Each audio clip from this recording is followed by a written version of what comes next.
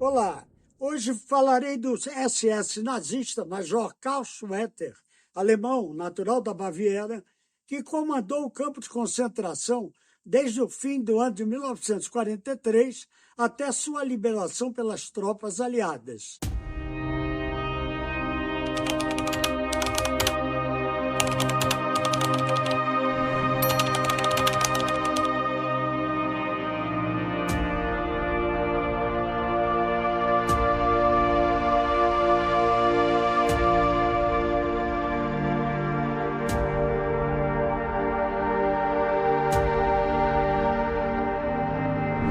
Sua administração elevou o nível de suplícios contra os prisioneiros, sobretudo por delegar para subordinados total liberdade para executar inúmeros atos de crueldade, tendo ele mesmo participado de diversos espancamentos.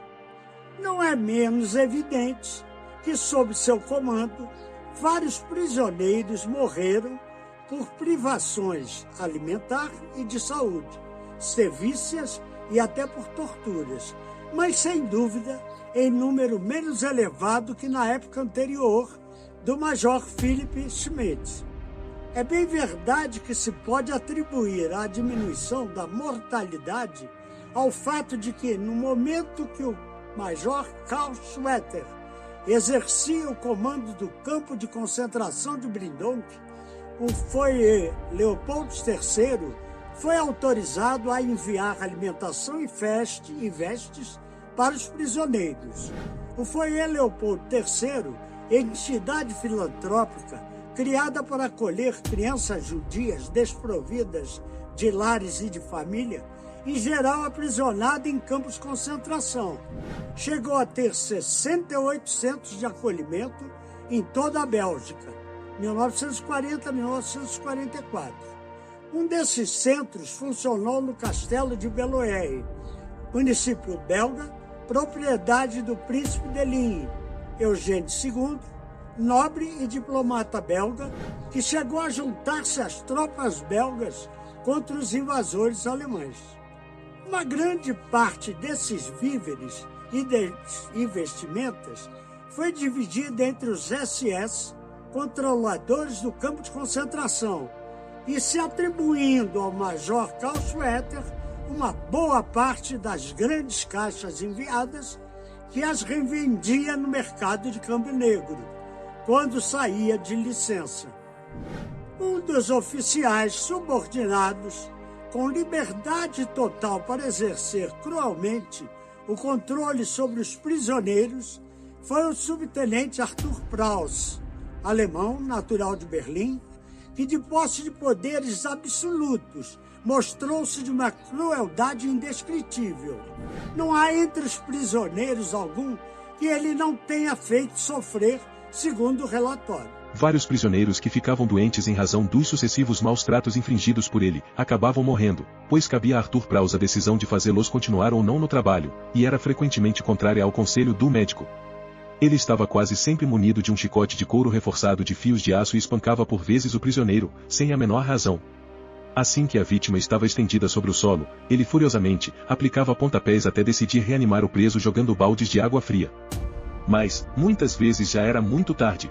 Arthur Preuss também estava sempre presente na Câmara de Torturas durante os interrogatórios, tomando parte ativa nos suplícios infligidos aos prisioneiros.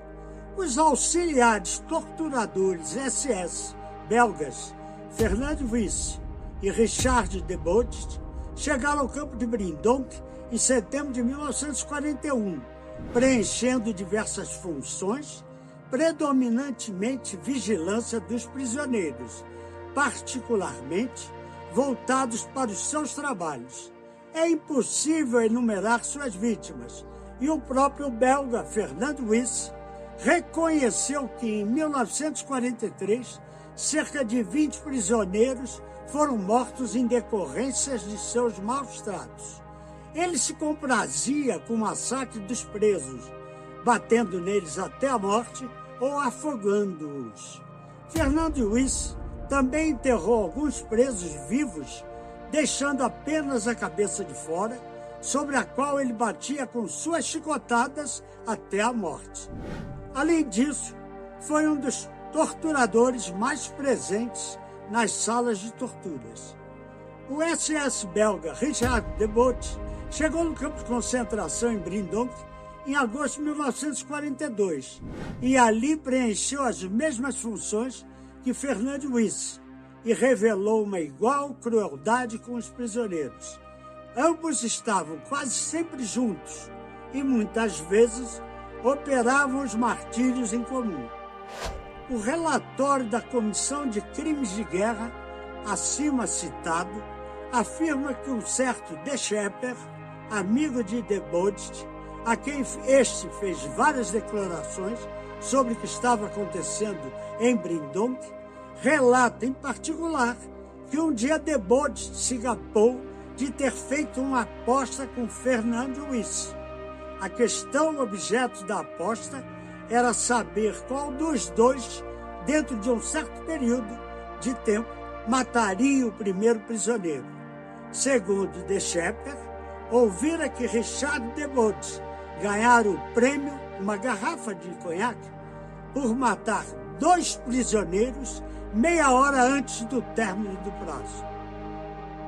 Debout também se gabava de jogar os prisioneiros no fosso em torno do forte de Brindonk, forçando-os a ficar ali várias horas na água até os ombros, durante os meses de inverno.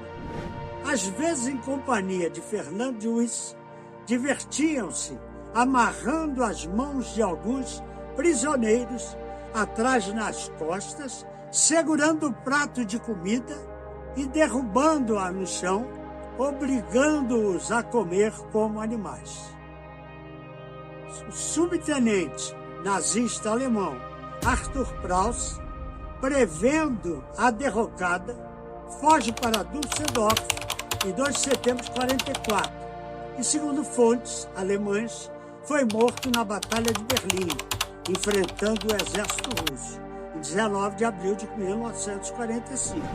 Fatos sem autenticidade, vez que um ex-soldado húngaro da SS o teria visto em Hannover em 1947. O comandante-major Karl Schwetter refugiou-se na Áustria, rendendo-se ao exército norte-americano em Braunau, cidade natal de Hitler, ficando preso por 2 anos, não sendo extraditado para tribunais belgas. Após sua libertação, em 1968, trabalhou como agricultor e, nesse ano, um tribunal alemão abriu uma investigação contra ele, porém foi absolvido por não ter matado ninguém pessoalmente, e as suas mortes, sob sua administração em Brindonk, ocorreram, segundo o tribunal, durante suas frequentes ausências. No relatório sobre os crimes de guerra cometidos no campo de concentração de Brindonk, a comissão apurou que, entre aspas, certos prisioneiros afirmaram que Schwetter teria abrandado a dureza do regime. O SS nazista belga Fernand Wyss, preso após a guerra, submetido à corte marcial de Mechelem, foi condenado à morte em maio de 1946, pelos crimes de maus tratos e mortes de prisioneiros e executado às 6 horas da manhã no dia 12 de abril de 1947. Já Richard Debout por longo tempo não foi encontrado após a guerra, de modo que a corte marcial o condenou à morte, à revelia, pelo assassinato de 15 prisioneiros. Mas, usando o nome falso de Richard Verstraeten, acabou sendo reconhecido pelo exército francês, sendo extraditado para a Bélgica em outubro de 1951. Ocorre que o governo belga, 6 meses antes, havia decidido não mais realizar execuções, sendo a pena de morte comutada para prisão perpétua. Preso na prisão de Saint-Gilles, região de Bruxelas, morreu aos 66 anos de idade de diabetes, ano de 1974. E esse foi o último vídeo sobre o campo de concentração de Brindonk. Qual dessas histórias que você vai querer que eu grave para no próximo vídeo? O tema seria sobre Titus Brandesmar, que foi canonizado santo recentemente pelo Papa Francisco, ou sobre o Diabo de Jersey, uma lenda norte-americana de muito interesse. E por hoje, fica por aqui.